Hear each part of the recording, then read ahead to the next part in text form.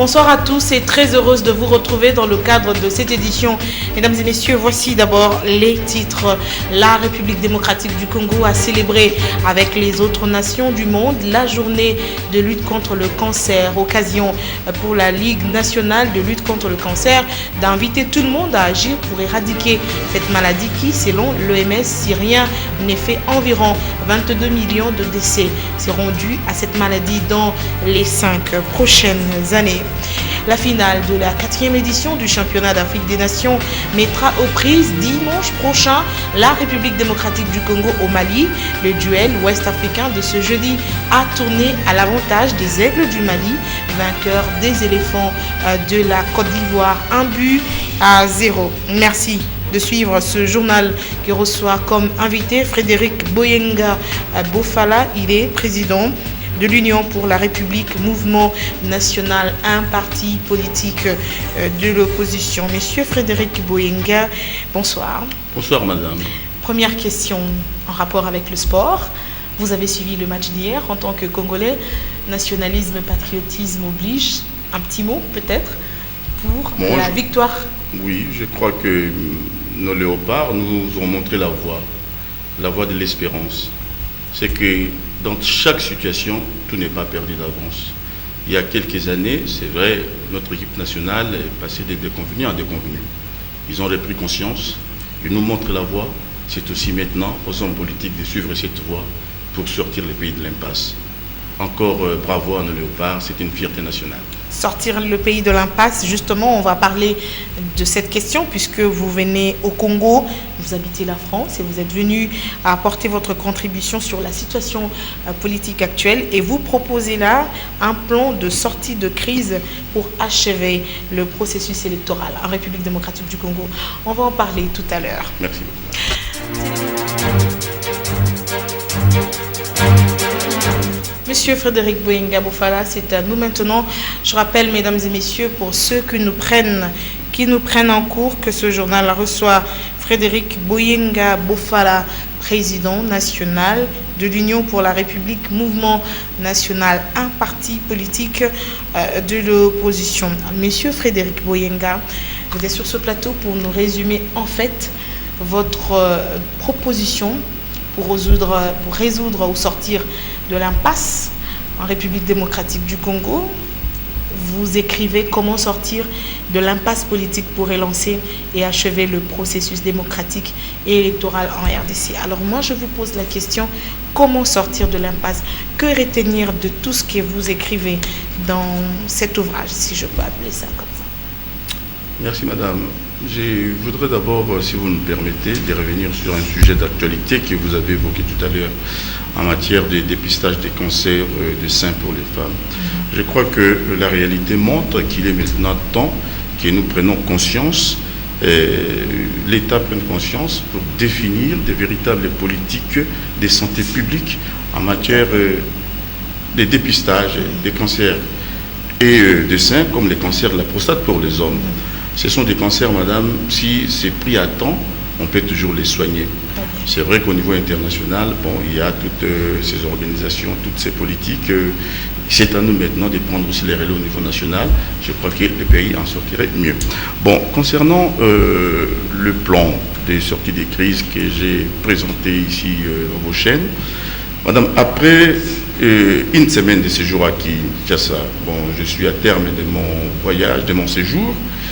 J'ai écouté, j'ai consulté, j'ai eu des réactions de gens et aujourd'hui ma conviction elle est faite, nous devons aller à ce dialogue.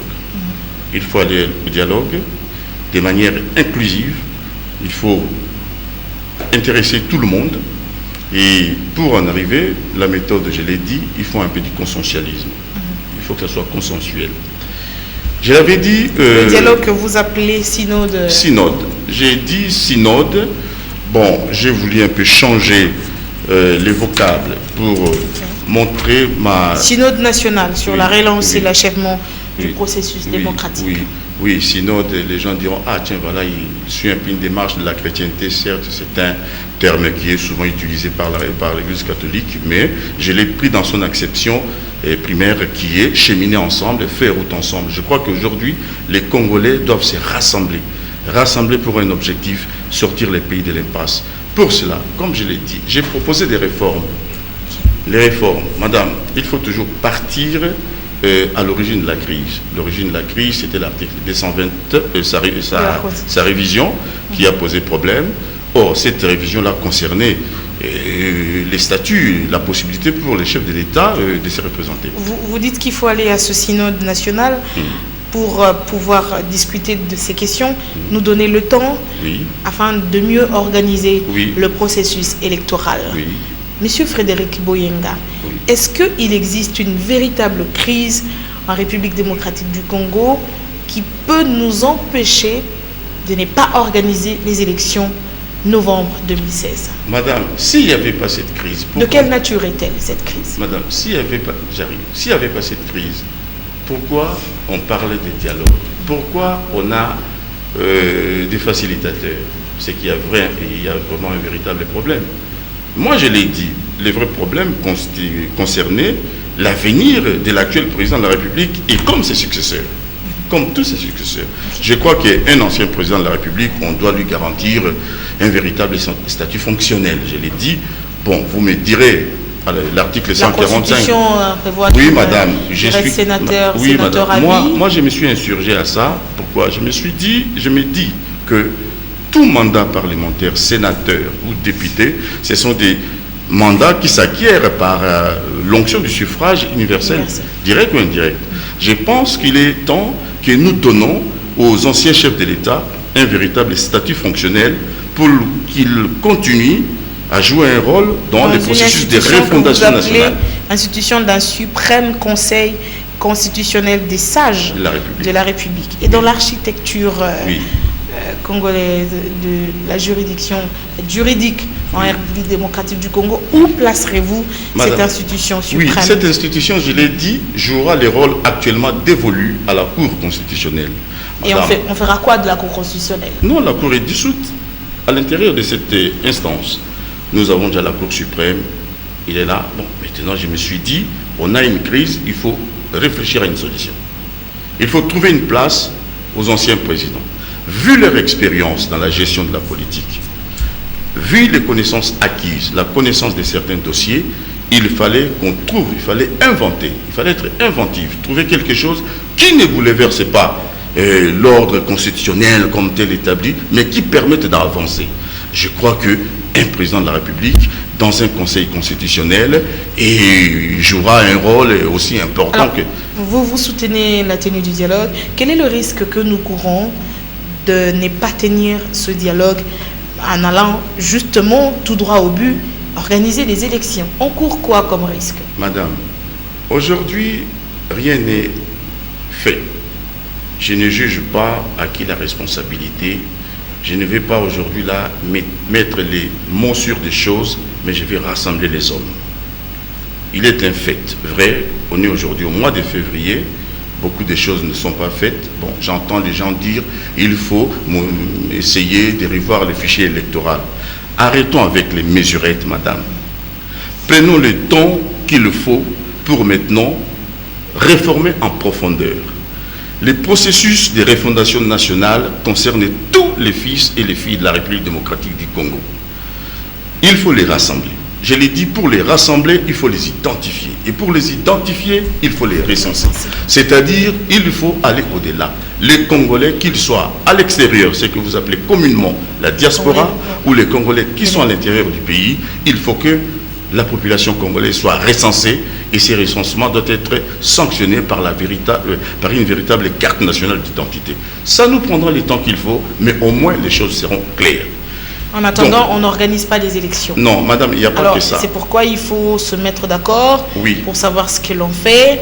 Ensuite, vous proposez, puisque en attendant, il faut que la nation... on ne va pas laisser un vide juridique à la tête du pays.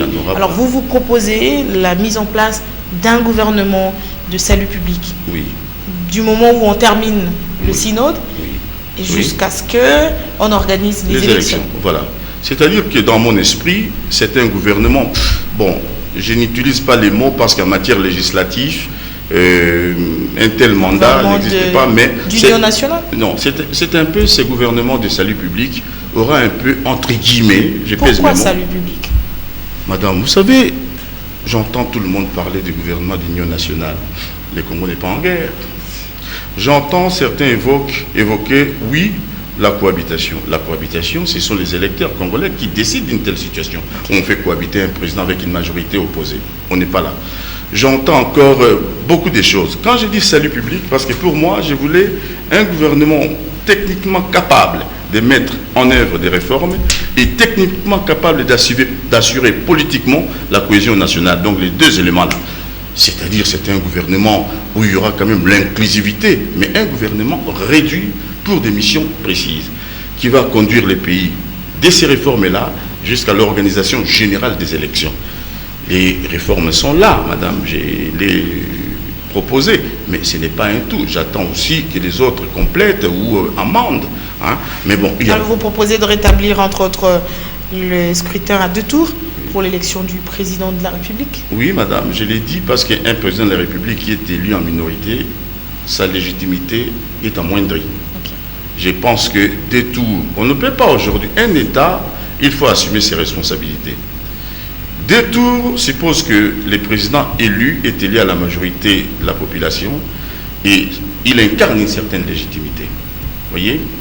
Si vous me voyez aujourd'hui m'opposer à des élections faites dans la précipitation inconsidérée, c'est que je tire les conséquences des élections précédentes.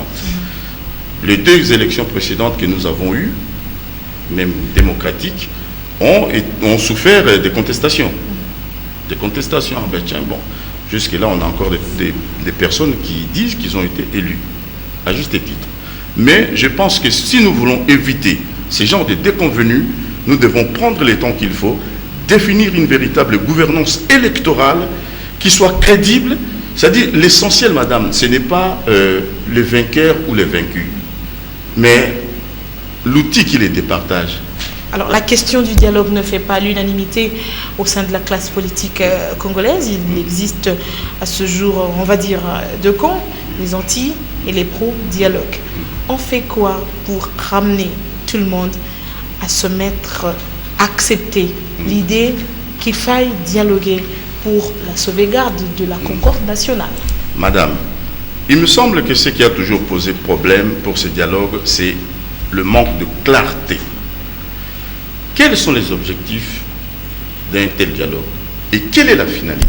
Si vous posez cette question, donc ça se comprend qu'une certaine opinion refuse à ce jour d'aller au dialogue. C'est à nous de convaincre, d'expliquer pour faire adhérer les gens dans cet esprit de dialogue. Nous, parce que vous êtes la majorité ou non, nous, Congolais. Okay, non, parce qu'il n'y a pas que la majorité, il y a aussi une partie de l'opposition qui réclame un tel dialogue. C'est-à-dire, il faut définir, je peux comprendre les réticences, sont légitimes. Il faut montrer aux gens quel est l'objectif, quels sont les objectifs à suivre et quelle est la finalité d'un tel dialogue. Si c'est clarifié, je pense qu'avec une bonne explication, avec une pédagogie, une méthodologie, les gens sont prêts à suivre. Et pour que les conclusions de ce dialogue soient opposables à tous, une médiation internationale, comme le veut l'UDPS. Non, madame. Voilà, je ne suis pas contre la médiation internationale, mais personnellement, je trouve ça infantilisant. Un grand pays comme la RDC, c'est vrai que nous avons besoin de la communauté internationale, des Nations Unies, parce que nous l'avons déjà chez nous, pour nous accompagner dans tout ce que nous faisons. Mais je pense que les facilitateurs, nous l'avons dans notre pays.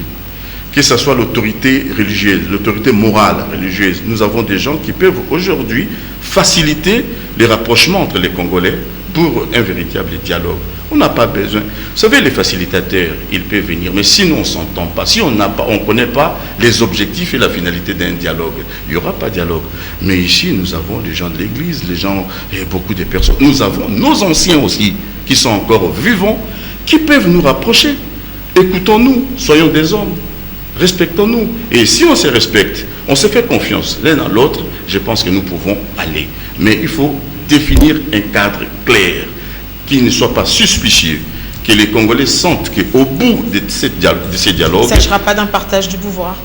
Justement, c'est pour cela... Dit, partage de justement, madame, c'est pour cela j'ai dit un gouvernement de salut public avec un nombre de ministères réduit. J'ai parlé de 20 parce que c'est un ministère qui, pour moi, aura une forme de mandat impératif à mener les pays dans les réformes qui achèvent le processus démocratique. Il doit relancer et achever. Voyez? Des propositions concrètes. J'espère que vous avez eu des consultations également avec la classe politique, avec le gouvernement peut-être. Monsieur Frédéric Boyenga Aboufala, quelle est l'idée que vous faites maintenant du dialogue, de l'environnement politique, de l'atmosphère politique en RDC? Madame, vous partez avec quelle impression? Non, que je dois revenir. Je dois revenir pour aider mon pays à s'en sortir. Il y a un malaise, madame. Et quand on voit sa maman en train de dépérir, on ne peut pas la laisser mourir. Il y a un malaise, mais il y a aussi certaines volontés qui souhaiteraient que nous allions de l'avant, comme il y a aussi des blocages. C'est à nous de faire un effort pour débloquer les freins. J'ai senti le malaise, mais j'ai senti aussi à travers les réactions de la population après l'émission, l'interview que j'ai faite sur vos chaînes, que les gens attendaient quand même une clarté dans les messages pour qu'il y ait dialogue. Madame, je ne vous cache pas que j'étais surpris par la population, une partie de la population congolaise que j'ai écoutée, qui ne veut pas qu'il y ait encore un chaos au pays et qui appelle de leur vœu un véritable dialogue clair, qu'il ne soit pas une forme de supercherie. Si nous arrivons à ça, le peuple nous suivra. Il ne s'agit pas aujourd'hui de faire le bonheur d'un homme. Il s'agit seulement, madame, de sauvegarder l'intérêt supérieur de la nation congolaise. Merci beaucoup, monsieur Frédéric Boyenga Aboufala. Vous avez un tout dernier message à tous ces Congolais qui vous suivent. Bon, à tous mes compatriotes, tout ce que je peux dire, c'est que nous devons cheminer tous vers l'espérance. J'ai vu les difficultés. 23 ans après, j'ai trouvé une ville que je ne reconnais plus, qui n'est plus mienne. Bon, une grande ville. Modernisée de plus en plus. Une immense ville, avec une population qui essaie de vivre comme il le peut. C'est difficile. Je ne suis pas là pour jeter d'anathème. Il faut que nous cessons de tourner en rond en politique pour qu'à un moment, après un dialogue, que nous commençons les vrais programmes de refondation nationale. Il est temps que nous pensons à notre population qui est éprouvée. Bon, les situations sont difficiles pour beaucoup de peuples au monde, mais moi je parle de mien.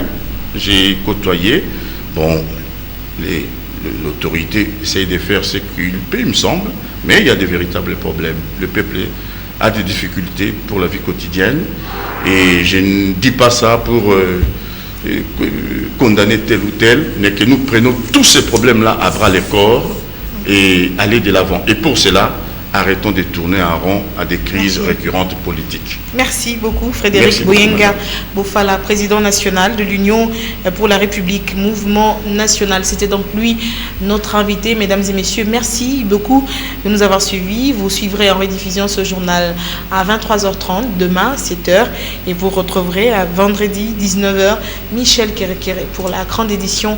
Je vous retrouve lundi à 21h dans le cadre du magazine Noticias. Bonsoir, à très bientôt.